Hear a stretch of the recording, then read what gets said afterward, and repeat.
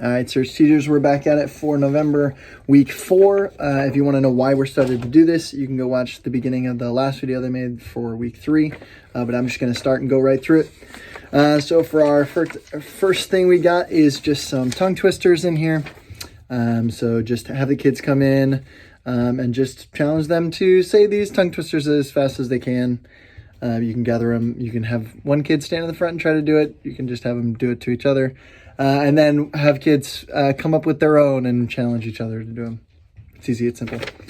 Next one is I've put these videos on your computers. Hopefully, if they're not there, you can go to the YouTube links and just show them on the screen that way.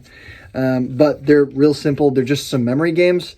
One of them is like it shows you a bunch of pictures, or it shows you a picture with a bunch of items on it, and they have to write down as many of those items as they can in 1 minute, and then they have like a specific amount of time to write down as many of them as they can, and then they go through and talk about them. And then the other one, it's like a whole playlist of these, like, do you have a photographic memory quiz or whatever. And it's just like random things. They'll show pictures or and then ask you questions about the pictures. It's fun. You can run some of those in the beginning. The photographic memory ones are super easy to just run at the end if you just want, like, if half of your kids are trying to play a different game or whatever, and you just want to keep a couple of them occupied.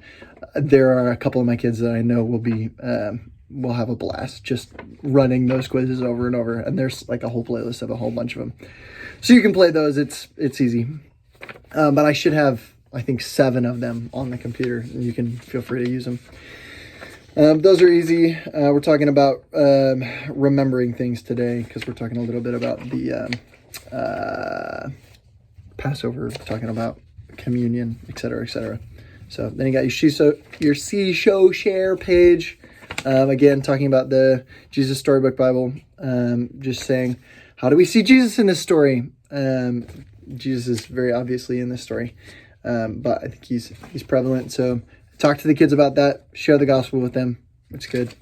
And then we've got this one talking about just a basic gratitude exercise.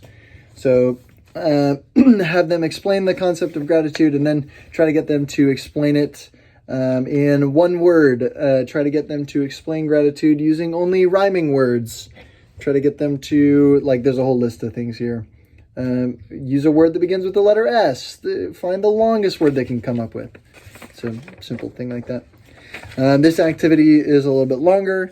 It has 2 pages, so it's a lot to read. But basically, you're going to put like a stack of index cards and put a stack of these activity pages. It's just these. It has a clock, a broken chain, like a pair of praying hands, and the bread and the cup. So essentially what they're going to do is you're going to have them go, and this is a silent game. You want them to run down. They get 15 seconds to look at the picture, and then they're going to try to write it down or draw an exact picture on an index card without, like, being able to look at the page. And then they're going to run back, and another kid's going to come up and do it with a different picture. And then just have them do that till whenever you feel like you're done with it. And then you can talk to them about like what each of the pictures mean. So you can talk to them about the bread and the cup, the clock, the praying hands, the broken chains, explain how each of those go through different things, and talk to them about how those are important for us to remember, and talk about the gospel and that. And then you can look up 1 Corinthians 11:23-26 and read that. Talks about communion and different things. And there's a couple questions for you to ask there as well. You can go through those. Then we've got a couple more discussion questions you can go through. And then there's this verses to take with you. Once again, you don't have to do all these things. I'm just giving you everything verbally because it's hard to read through these sometimes. So I'm just trying to give you these if you need them. This one is Ephesians 5:20. I'm going to have a slide of the same thing on there if you don't want to try to go through use these. but we have these papers.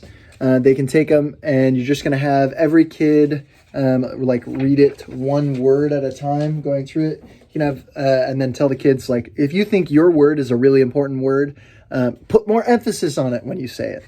And if you don't think it is, then don't.